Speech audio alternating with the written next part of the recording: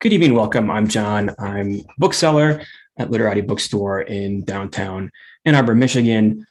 We're so pleased to welcome Michele Harper in support of The Beauty in Breaking in conversation this evening with April Baer of Stateside on Michigan Radio. Just a reminder for those of you who are joining us that the chat is closed this evening, but you can use the Q&A feature to submit any questions you have for our author this evening at any time. As well, live transcription is available to you at the bottom of your screen should you need it. And of course, you can keep the chat window open if you're watching us live during the event, because I will be sharing links to purchase The Beauty in Breaking from our bookstore.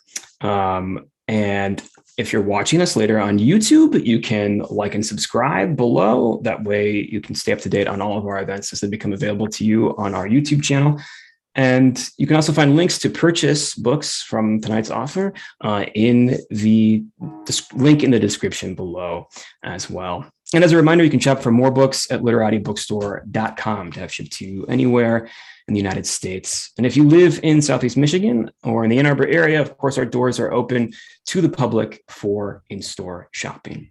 Most of all, we'd just like to thank you for your attendance this evening or this morning or this afternoon or later this evening, depending on where and when in the world you may be joining us. And now, without further ado, I'll introduce tonight's author and our moderator. Michele Harper has worked as an emergency room physician for more than a decade at various institutions, including as chief resident at Lincoln Hospital in the South Bronx and the emergency department, the Veterans Affairs Medical Center in Philadelphia. She's a graduate of Harvard University and the Renaissance School of Medicine at Stony Brook University. The Beauty in Breaking is her first book. And April Baer is the host of Michigan Radio's Stateside talk show. Prior to her arrival in Michigan, April was the host of the weekly show State of Wonder on Oregon Public Broadcasting for the past 6 years. April has been the recipient of a number of awards, including the 2006 New York Festival Bronze Medal for Podcast, the Ohio Society of Professional Journalists Best Social Justice Reporting Award, and finalist in the 2007 Public Radio Talent Quest nationwide competition to select new public radio hosts and shows. Please join me in welcoming Michele Harper and April Baer into your living rooms. Thanks, John. It's been so nice having the store back open again. We really appreciate all the work everybody's doing. And thank you so much, Dr. Harper. It is a real pleasure to be talking to you this evening. Thank you. It's a pleasure to be here with you and everyone this night. Yeah. I have to say, I didn't think I was ready for this book. A lot of things about our current moment. When John first asked me if I wanted to participate. I mean, the book was getting all the bona fides and all the raves, but I thought, oh my God, the life of an emergency room physician. I just wasn't sure if I was ready for it, but I have to say I found it restorative in a way that I didn't expect. And I just wanted to thank you for that before we get any further. It was so welcome. Thank you. I know there were a lot of experiences that went into writing the book that were not entirely restorative. So thank you. Yeah, thank you. I was actually thinking, that it's not an easy read. It's not. There's a lot of difficulty, sadness, trauma, but then the other side of that, which I like to focus on, the part that is restorative. The part where we can reach for and attain healing. And for me, that's where the hope is, where the joy is. And I think that's something that we all need right now, is the reminder that healing is possible. Yeah. So thank you for that as well. Thank you. You came into trauma medicine after an early life that had more than its share of trauma. You came from a household where your dad was abusive. Mm-hmm. Your family lived in all these beautiful homes and had, all these outward things that we associate with success. But as by the time you were a teenager, you had been through so much. Mm-hmm. Could you maybe start by telling us what appealed to you about a life in medicine, having survived everything that you had to that point? Yeah. Well,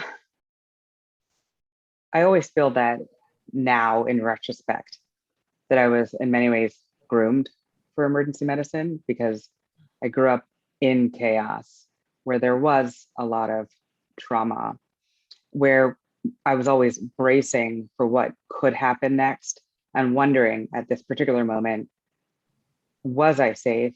Was, my family, my mother, brother, sister, were they going to be okay? Or did we have to do something to ensure our safety for the time being?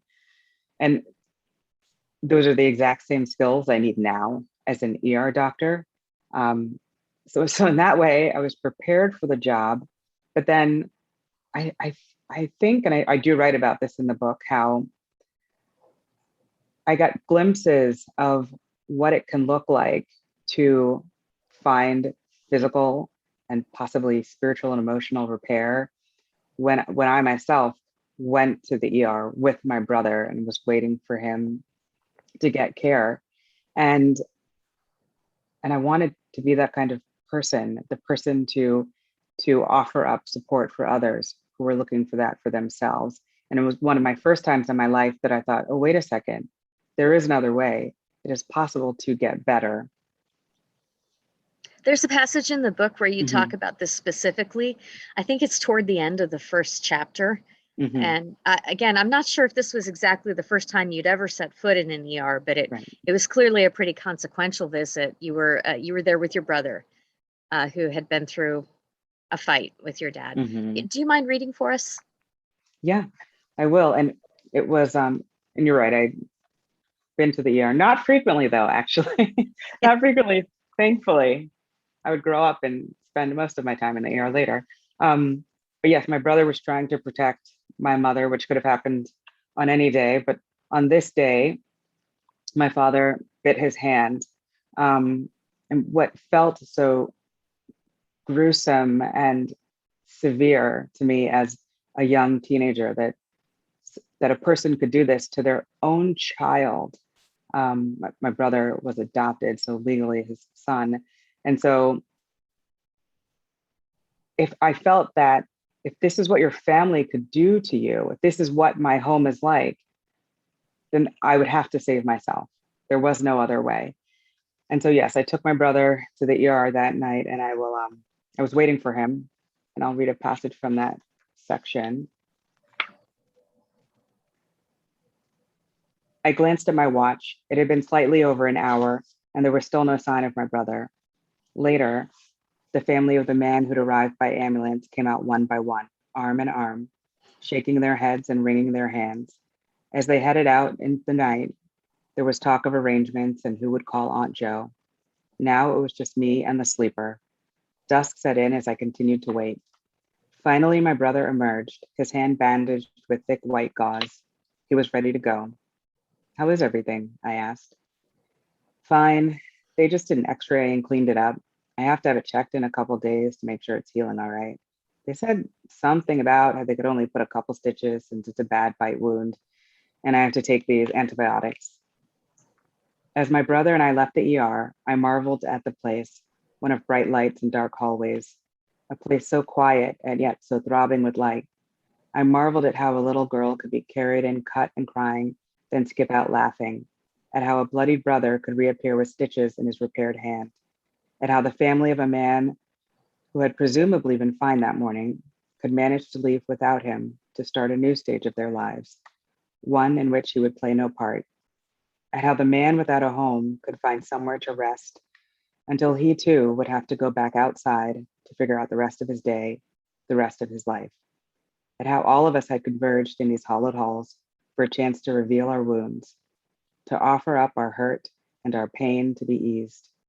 If my brother's body could be patched up, then certainly, in its own time, the spirit could mend too. If we looked, if we named the problem, identified and examined it, then there was the opportunity to fix it, the chance for us to walk out under the stoic pines healed, or on our way to being so. Beautifully expressed. Did that moment feel consequential to you at that age? It did, and I mean, it's a book, so there were many moments, and then I just picked ones that were representative. but it did. And it was one that stayed with me and kind of buttressed me on this path. And I would always come back to that desire to be of service as I grew up and navigated my world. One of the things that really interested me early on in the book is how you talked about having cultivated a sense of stillness. And I think, if I'm remembering right, you said this, it was sort of as a function of having been through so many situations where you didn't want to attract attention, and that was a skill that served you very well in emergency rooms in later years. Could you say a bit more about that?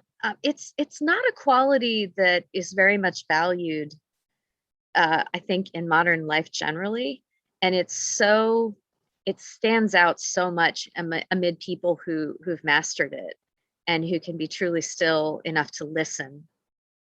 And I just wondered if you could tell us anything about how you feel it's been of service to you. Being able to, and correct me if I'm misunderstanding the question, but cultivate stillness during chaos, to me, well, first and foremost, it was a survival strategy, just because I had to be aware of my environment at all times. Like the slightest noise, if I heard something fall to the ground, I had to be attuned to what was happening, be ready to get up, to get out. So I think that, and also trying to calm myself so I didn't overreact, as strange as that sounds. So I didn't burn up all my energy. And so that I was still able to, for example, study and set up at the kitchen table during middle school to get all my homework done and to go to classes. And when I was in school, actually, and I've since reconnected with people from various points in my life.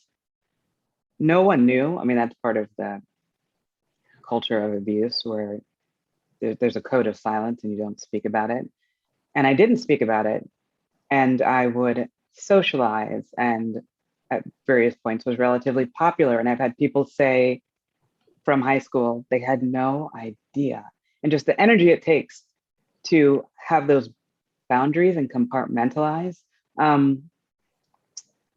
which again is just part of surviving. And there comes a point in time when that is no longer useful. Then there's the unlearning of all of that. And then that's really how I came to yoga later, where I had a space where I could be still again, but in a different way, undoing the effects of the trauma and maturing, so that now that compartmentalizing the boundaries became functional. So I hope that answers the question. Yeah.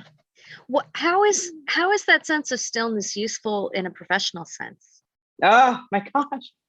Well, I'm sure it's useful in every single profession, but as an emergency room doctor, where patients are always coming in, where there is no notice, where I might be diagnosing an ear infection, but then somebody who's been shot is brought in. So I tend to that person. And maybe as I'm stabilizing the person who's been shot, someone with a heart attack is being brought in and having to run back and forth. Being able to center while I'm with the person who is shot and have them stabilized, and then center as I run across the ER to help the person who is having a heart attack so that they are stabilized, and then maybe take a couple breaths as I enter orders and go see the little kid with a cold. So it's constant realigning. You make it sound like an asana. It is an asana. I feel that pretty much all of life is an asana, I feel, at this point. The period of this memoir also involves a crisis that you were going through in your personal life, or it begins, I should say, with the crisis in your personal life. Mm-hmm. when your marriage fell apart, and you just had so much going on. And it's the fact that whatever it was, whether the stillness or other things, got you through that and drew you into your work in a way that was positive, is really fascinating, and sort of to watch you negotiate all of this stuff going on. Do you think that emergency medicine draws a certain kind of person who is able to perform the alchemy of turning chaos into something positive? I think so. Now, I don't want to stereotype too much, but in general, from what I've seen of people who are emergency medicine trained, they tend to be, well, energetic. Some of us may have shorter attention spans. Tend to have different, yeah. Yes. Oh, right. Because I've seen a lot of that. Yeah. Okay. I've seen a lot of that. And of course, the ability to multitask, enjoying speaking to all different kinds of people, because that's what we have to do, whether it's patients or consultants, but also having interests outside of medicine as well. That's really common in emergency medicine. So yeah, it seems to draw those people. Now, medicine is changing, society is changing. And something nice I've seen about it is that it seems to draw people increasingly so, and I hope I'm not just wearing rose-colored glasses with this, but it seems that the people who are staying really want to help people who have nowhere else to go, and increasingly dedicated to changing healthcare and advocating for patients and a system where healthcare is a right and not just a privilege as it has been. So I think that's increasingly becoming part of medicine, because it's very hard to stay in this profession with all of the bureaucracy that is antithetical to healing. And so I think there's an attrition going on where those of us who are staying increasingly want change. In a funny way, I hope that's true. Although when we frame it that way, it's strange to say. Yeah. I hope it's true too. Yeah.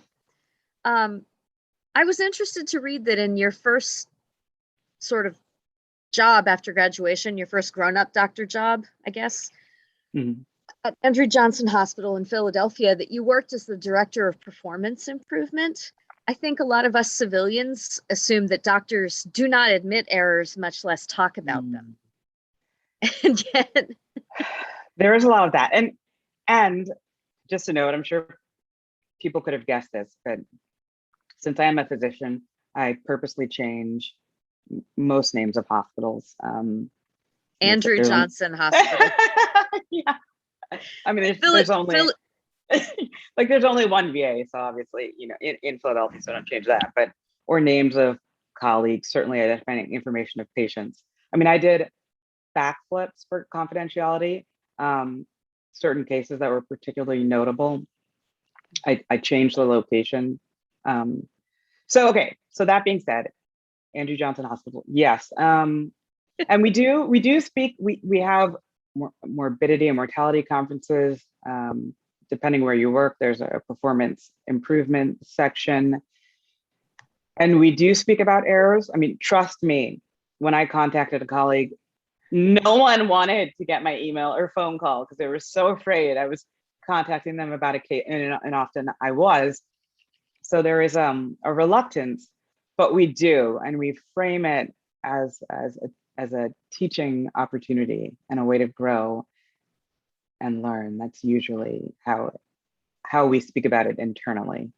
Yeah, and I don't want to give too much away, but what you had to say about that process was super interesting.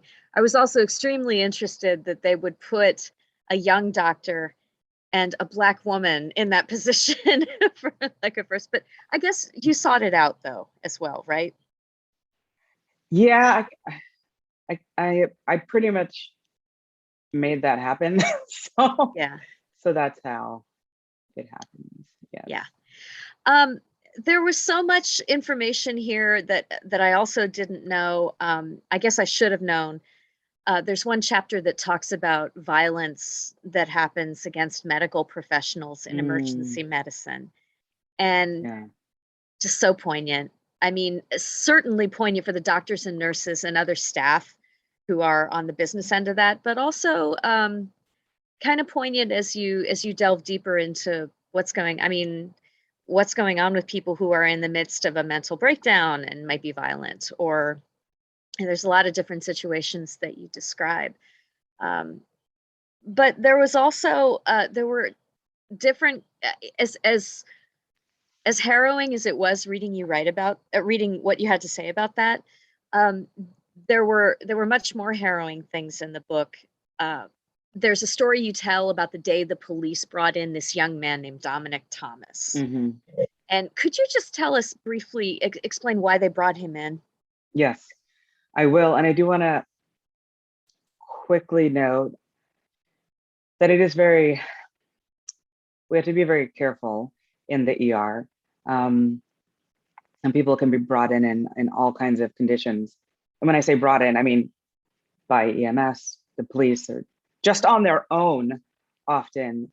And I will have to tell you, I've been doing this for well over a decade now. And the most violent patients I've had are not mentally ill. They are not. They may have personality issues. They may be extremely entitled. But those are the patients, the ones who we would call sane, are typically the most violent. Okay, so Dominique, that case, he was a young Black man who was brought in by police, like multiple. He was not that big. He was in custody by 4 police officers who said that he had swallowed drugs, and they brought him to us to get the drugs out. And I was at my station. I was the attending physician in charge of my section that day.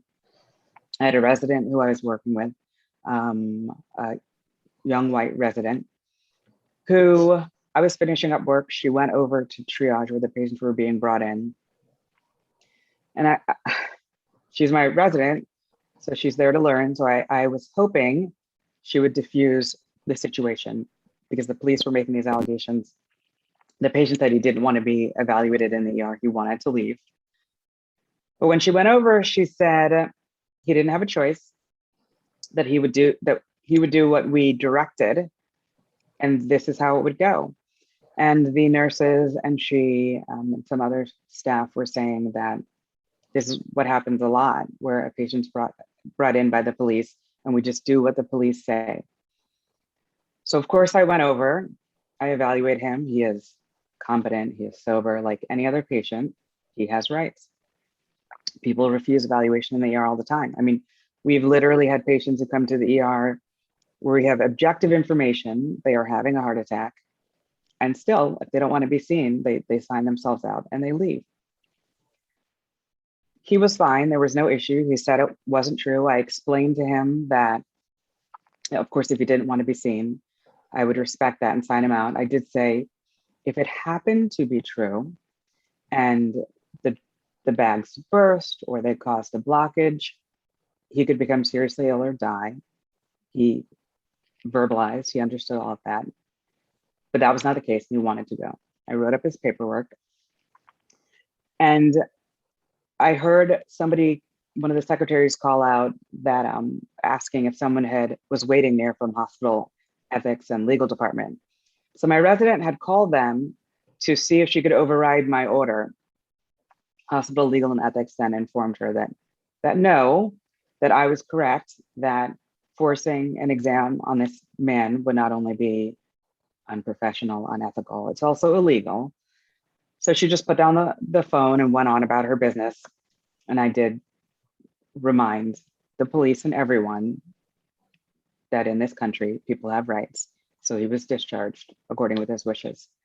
And I wrote about that because of all the details of that case, that people need to remember that human beings have rights. But also, Dominique and I, we were the darkest skinned people in the department, and how for certain people, their sovereignty is considered still now so provisional, no matter if they're in police custody or if they're the doctor in charge of the emergency department.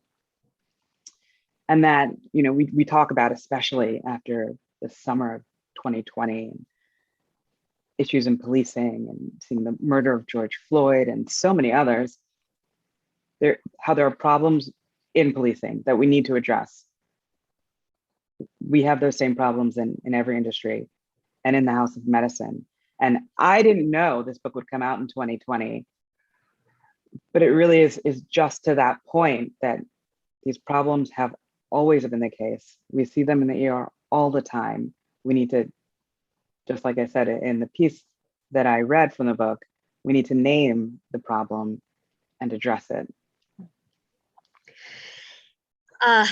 The Resident, it's devastating, if not entirely surprising, how she didn't even think twice. She didn't even think twice about what the police were asking her to do, and she didn't think twice about trying to go over your head. Yeah. And you sort of interlaced this story in the book with something else that was going on with you professionally, where you were passed over for a promotion. What kept you going? It's not really overt in the book what you had inside you that kept you going in the face of these. Must have only been the tip of the iceberg in terms of incidents that you were in the room for. Right. Yeah. And I will just say briefly, at the same time, I was going for a hospital position, and I was heading up performance improvement, kind of a little position within the department, but I wanted to do more. And I thought there was a way of having more impact throughout the hospital and wider community. So I went for this administrative opening when it came up in the hospital, went through all my interviews.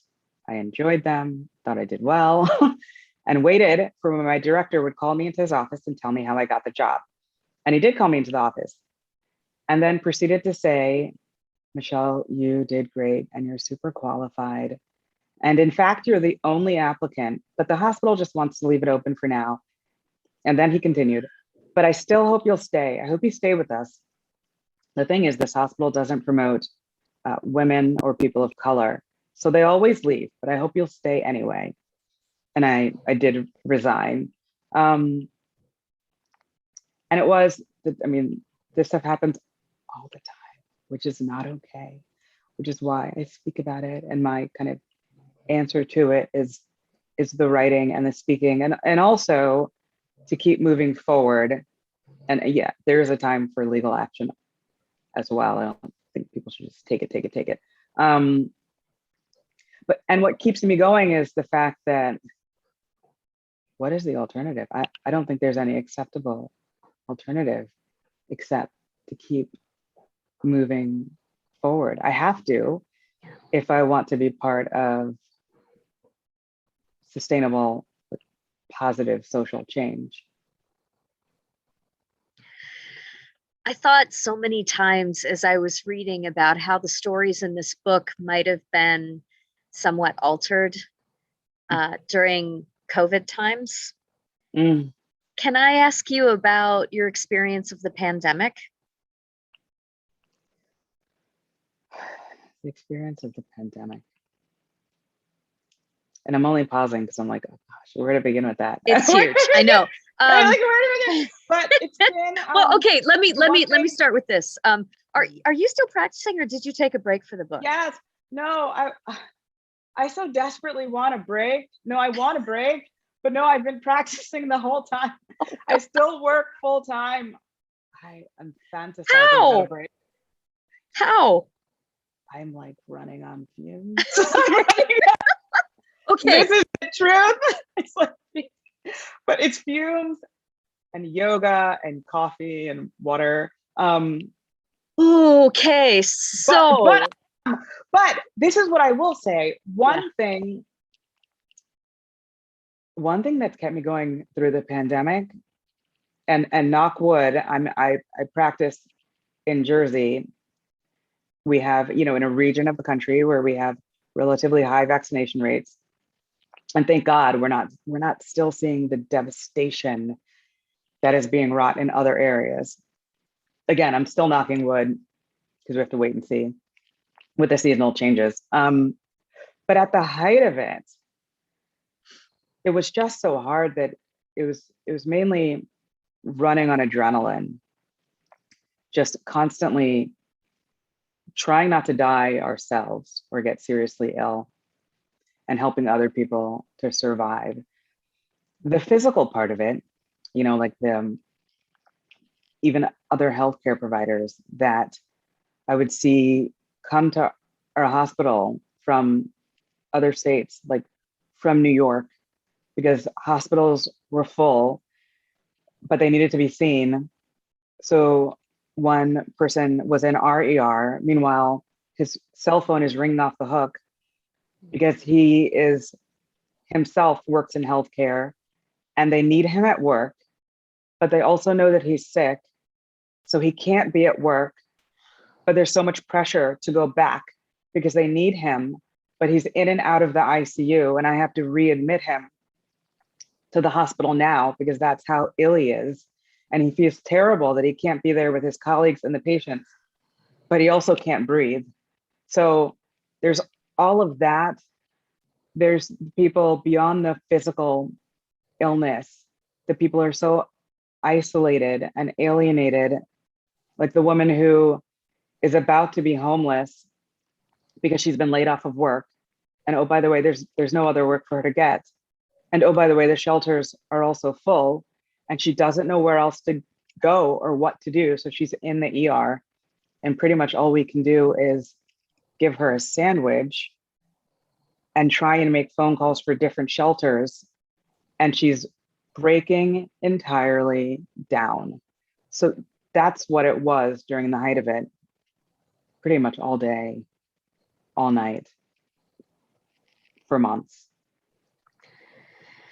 I interviewed a doctor who works in he's a pulmonologist and he works in a hospital in Metro Detroit. And he posted something on Facebook a couple days before we talked to him that went viral. It was a list of things that he had heard from patients over a period of 2 days. And it was these 8 different comments that were I think would challenge any medical provider. I'd rather die than have a vaccine. Don't touch me. You give me ivermectin right now, or you're going to hear from my lawyer. Okay, bring it. Yes, I know my husband just died, but I would really have trouble recommending the vaccine for any of my friends and family. Like it was just this litany of things. Yeah. And I know what you're saying, that you had a relatively high vaccination rate, but I'm wondering if in the ER you encountered any similar situations or statements. And I mean, again, doctors, it's not uncommon for doctors, especially as you've said in the emergency room, to come up finding patients who are resistant to care. Yeah. But I just wonder how you dealt with those situations. It's true. And it's not uncommon. Sorry, I'm going to mute myself. We have been yelled at, screamed at, I don't spit at, called horrible. It's not funny and it's not right, but like if a patient says a derogatory term to us, we're like, I don't try again. I've been called way worse. That's kind of our attitude in general. But there's some serious regional differences when it comes to this, I don't know what to call it, vaccine hesitancy, like information fact resistance. There really are. So yes, I've heard some disturbing conspiracy theories. Yes, I've come across people who don't want to get vaccinated, don't want to discuss COVID.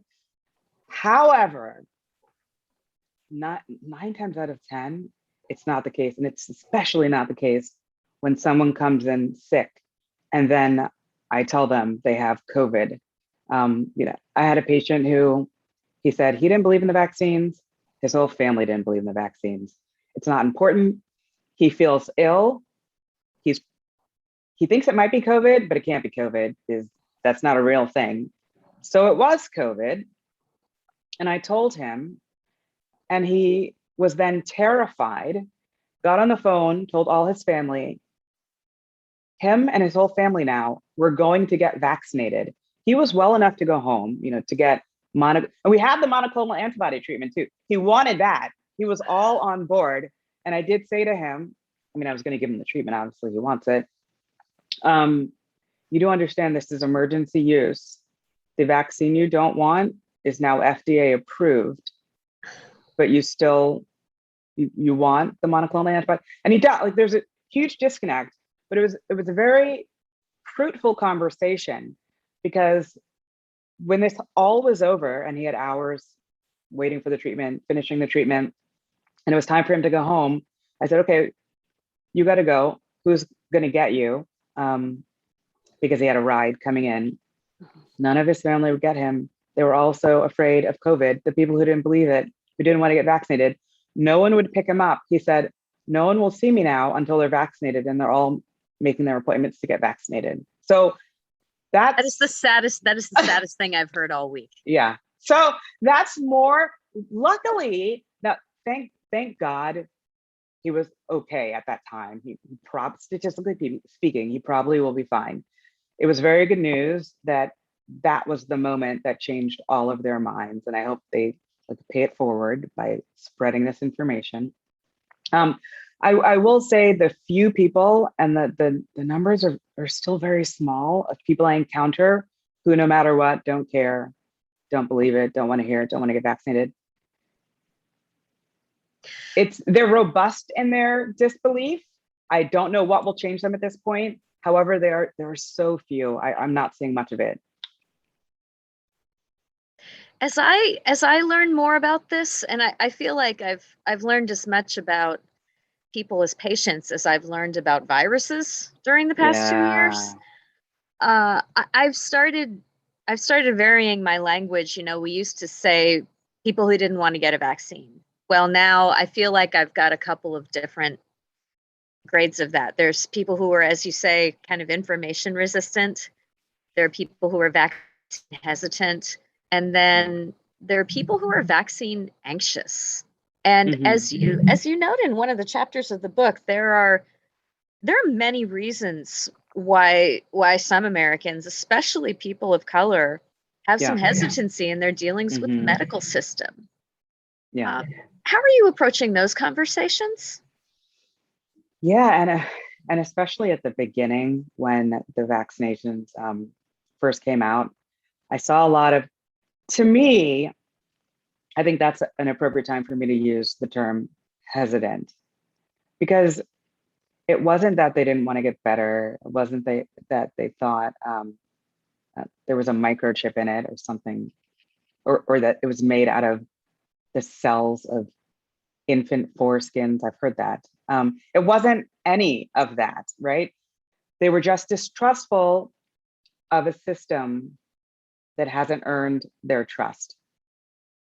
And that's appropriate. When will, people like to say that there's because of what's happened historically, Black people, for example, don't trust healthcare in America. The problem is, it's not just what's happened historically. It's what happens every day. The disparities we see in care every single day. And so that's why they don't trust the medical system. So when I've had those conversations early on, obviously as a doctor, I got vaccinated early, and I would have people come up to me, even like techs in the hospital, who would pull me aside and say, Dr. Harper, what do you think? What are you going to do? And I explained about the reading I had done, and I would say to them, all these patients we're seeing who are dying, all the reasons why some of our colleagues, when they leave their shifts, can't go home and are staying in a friend's converted garage because they're so afraid to bring that same virus to their homes. That's why I'm getting vaccinated. This is our best chance. And when we had those discussions, I mean, the people I spoke to, they're like, oh, well, I'm going to get vaccinated. It makes sense. I'm like, this is a treatment we have that's available to us. It's not like Tuskegee where treatment was withheld. Like, we're not, studies have been done on this on, at that time, thousands, I mean, subsequently like millions, but thousands of people in multiple nations around the world. And so when we had that, it went away. Whether I was talking to my car repair guy or a tech in the hospital or people in my neighborhood. So it was really just wanting to get information. It was really feeling that as a healthcare provider that we cared and we're trying to do the right thing. And minds were changed and shifted as people had the information they needed to feel comfortable. And that's been replicated, those discussions with me time and time again. I mean, I work in a community that's predominantly Black and brown, a lot of immigrants. Half my day is in Spanish. And for me, those conversations we're not very difficult, truthfully.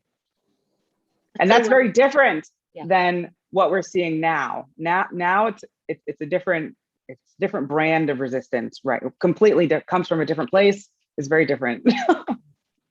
Yeah.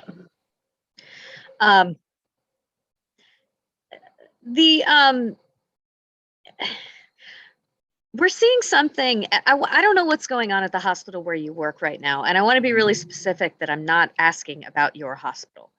But sure. here in Michigan, there have been some residual issues with hospital staff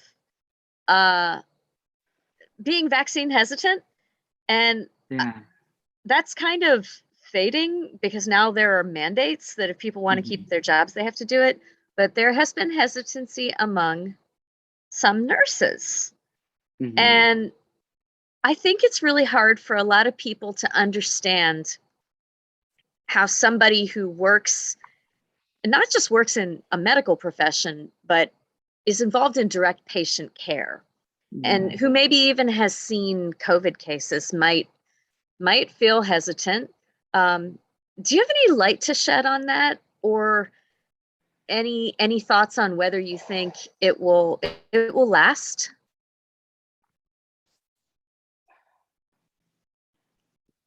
That is a really tough one for me, because the people I've had conversations with about that, it's still hard for me to wrap my head around their reasons. I mean, I often hear something about how they get to make the decision what they're going to do, when they're going to do it. That's, I guess that's just, I don't get it. Okay. I don't, I'm just going to be very honest. I don't get it. I know that the mandates have been effective, and in many places in healthcare, I mean, some places are offering a choice. You could get tested regularly, but many are not. And so subsequently, and it's a small number of people, at least in my region. I know, again, there are regional differences. It's a small percentage of people who initially said they were never going to do it. Religious reasons, whatever, entrenched personal beliefs. Now the mandates came, and I guess their entrenched beliefs, it was more important, to be able to work and to be able to pay your bills and have shelter and food. So they've changed their minds. Okay, so fewer people have been let go as a result. And even that to me is quite disturbing, because I would hope that as a healthcare provider, you would just want to be there for the community. I mean, for me, and a big reason I got the vaccine so early on, before I knew as much about, I mean, every day we were learning more and more. But my biggest reason for doing it when I could was not so much that I thought I might get ill. I mean, yes, that's important to me, but it was because I didn't want to get anyone else sick. And I knew that I was having patients come in who were immune compromised, or who were children, or who were incarcerated, or who were from nursing homes. And how could I, like, how dare I not do what is necessary to protect everyone, and especially the most vulnerable among us? So when I hear people who work in healthcare say, nah, I'll just do it when I get around to it, I'm having a hard time articulating what their reasons may be, because I don't, because they're not your reasons. doesn't, Yeah. like, it Well, doesn't really add up to me. Well, and thank you. And I just wanted to say I did offer the question through curiosity, and there are countless nurses and doctors and others who did get vaccinated and who have been putting themselves out there from day one to make sure that as many people can survive this as possible. And so the most curious thing is, like, some of the people I've spoken to who aren't getting it, they're not anti-vax, actually. It's just this one particular one, but they're for the mandates around all the other ones. So I'm going to have to let them speak for themselves. Fair. But again, the good thing is it's an extremely small percentage, and there are a lot of people who need work. So, you know, that's true. Well, shame on me. I haven't asked you a question about writing yet. You put so much intention into so many things in your professional life. I guess I wasn't entirely surprised that someone who's gone where you have professionally could write an awesome book. But could you tell us a little bit about becoming the writer who could? I mean, listen, a lot of people can write a sentence or a paragraph, but see all these pages, everybody? Yeah, that's a lot of pages. Tell me about adapting your stories and your voice to the page. And the interesting thing is that, so when I started this, I had no idea what I was doing, none. And still to this day, like, every stage of this literary process, I'm just figuring out as I go along. So there were stories that stayed with me. I wanted to enroll in a writing class because I was a psychology major and then did pre-med. The last time I took, like, an English class was in high school. So I thought I should probably enroll in a class to work on my writing, but I work shifts, so there was never a course where I could I'd end up having to miss half of them. So I hired someone who teaches English, and I thought, okay, she would give me writing prompts and I would write essays. But then fairly early on, I said, actually, if I'm just going to write essays, I should just write my book. And so that's what I did. So I came up with an outline and came up with my own writing prompts, which were each chapter I was going to do. And that's what I did. And then at the end, since I had no idea, again, about any of this process, I saw a literary consultant who gave me advice and told me how I have to find an agent. And then if I got one, which it took me over a year to get one, just a year of silence or rejections. And then I got one. And within a month, it sold at auction once I had an agent. And so that was my process. And now, since I've kind of figured it out, I finally have the concept for my next book. So there's another. There has to be when I have some time. But this month, I'm putting myself in a schedule. Are you allowed to say yet, or do you want to? Well, I am superstitious. I was raised that way, and I'm a little superstitious. So I'm going to start it. I would love to actually just draft the whole thing, which is what I did with this. The first one, I wrote the whole book and then went to an agent. I would love to do the same thing with the next one, but I think early on, like, my editor now, the publisher, who I love, he's one of my favorite people. He's like, no, why don't you just show me some chapters? So that's what I'm going to do. I'm going to write several chapters and then get back to him. They want it done the way they want it done. Yeah. Yeah. Well, I guess that is another question as it looks like we're coming close to the end here, and I don't want to. You did you did a beautiful thing with the arc of Beauty of Breaking, in that you gave us, a whole narrative, but the whole thing is left kind of open-ended too. And I'm trying to find a way to say this without spilling too many beans. But there are certain aspects of your story that that feel resolved and certain that do not. Yeah. And I just wonder how you're feeling about your sense of balance and the things that you were looking for at the beginning of the story. So, when I was writing this book, something I meditated on a lot and struggled with was the ending. I mean, because first of all, I'm not writing this book like when I'm 90, so there was, I felt, to be honest, it would have to be left open.